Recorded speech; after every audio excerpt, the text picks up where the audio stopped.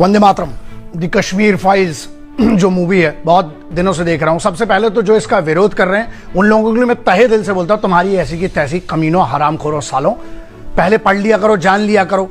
किसी ने इतनी मेहनत करी इतने सालों बाद, तो कोई इतिहास एक ऐसा नंगा सज्जो है जो जिसके बारे में बात ही नहीं हुई है ना। सिर्फ कश्मीरी पंडितों के लिए तो ये हुआ कि चुनाव के मुद्दे रहे हैं, लेकिन जब उन परिवार, हाँ इसमें गलत ये है, मैं बताता हूं जो मुझे समझ में आया वो गलत ये है कि सच नहीं दिखाया गया। क्यों नहीं पता है क्यों सच नहीं दिखाया गया? क्यों? क्योंकि सच की कल्पना में आपकी रूह कांप जाएगी।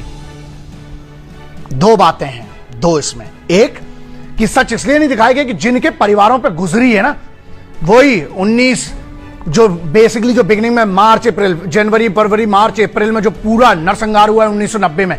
लेकिन रही बात मेरी छोड़ दो बे, मैं 1854 से जानता हूं, ठीक है, जो ट्रीटी ऑफ, जो पूरी की पूरी ट्रीटी ऑफ लाहौर और ट्रीटी ऑफ अमृतसर से मेरे को तब से पता है। और मुझे इतिहास बिल्कुल ना समझाया, मैंने थोड़ा बहुत पढ़ के, लेकिन इतना तो पढ़ के बैठा हूं कि किसी पे विवाद कर सकता हूं। स्पेशली कश्मीर की बात है ना, गुलाब सिंह साहब के बारे में आपने पढ़ा भी नहीं होगा, जो रैप्टा मार के 75 लाख में उठा लिया था अंग्रेजों को, फर्स्ट एंग्लो सिख वॉर में जब जूते मारे थे अंग्रेजों को।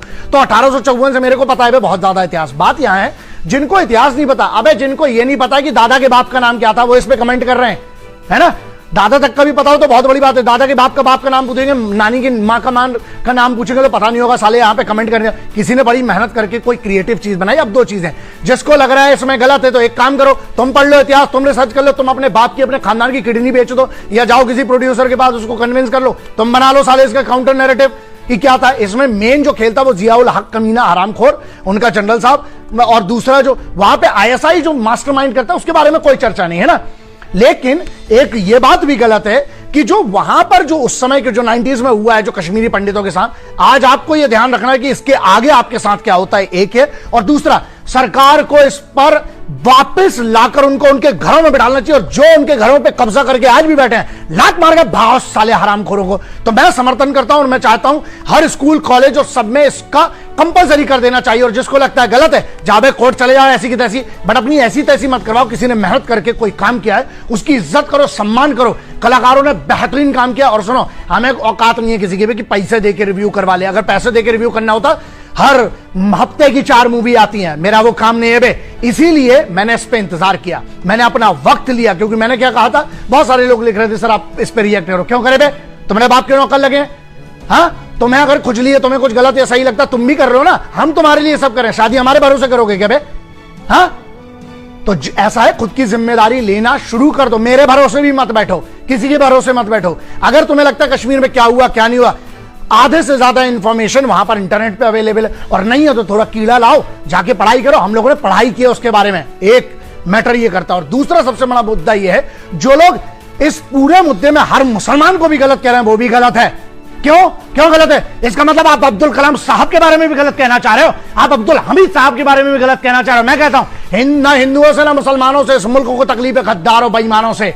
अब अच्छा, तो सरकार में जो लोग थे वो किस कम्युनिटी के थे? यहां मुद्दा यह है कि एक सत्ता होती है और उसके बाद कुछ होते हैं। मुझे बहुत गर्व है बे, मुझे बहुत गर्व है सनातनी होने पर, लेकिन उससे बहुत ज्यादा गर्व है मुझे हिंदुस्तानी होने पर। मैं तिरंगा का सम्मान करता हूं, भारत के संविधान का सम्मान करता हूं। और अगर उसके हिसाब से गलत है, अब वो कश्मीरियों के पंडितों के खिलाफ किसी ने भी किया, अगर सरकार के कुछ लोग इन्वॉल्व थे इसमें, क्यों नहीं वो जो उस समय का गवर्नर था उसने अनाउंसमेंट तक नहीं किया था, जब मस्जिदों से अनाउंसमेंट हो रहे थे कि इनको कत्लेआम कर लिए जाएंगे, तब क्या हुआ था? तो उस गवर्नर को क्यों नहीं सजा मिलती है? उसको क्यों नहीं टांगा जाता फांसी पे?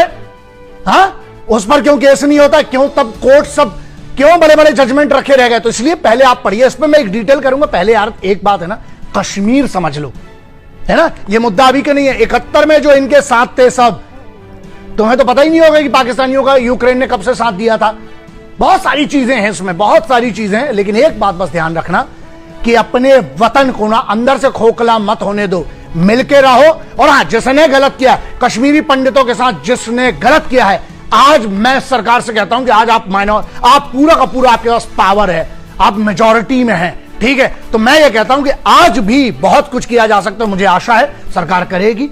और ये आपको सोचना है कि अगर कश्मीरी पंडितों की आज भी सेम स्थिति है तो अभी भी कट रही है क्या, और अगर आज बेहतर है तो आपको इस चीज का कैसे हक अदा करना है वो आप सब समझदार लोग हैं। जय हिंद, वंदे मातरम, इंकलाब जिंदाबाद, भारत माता की जय।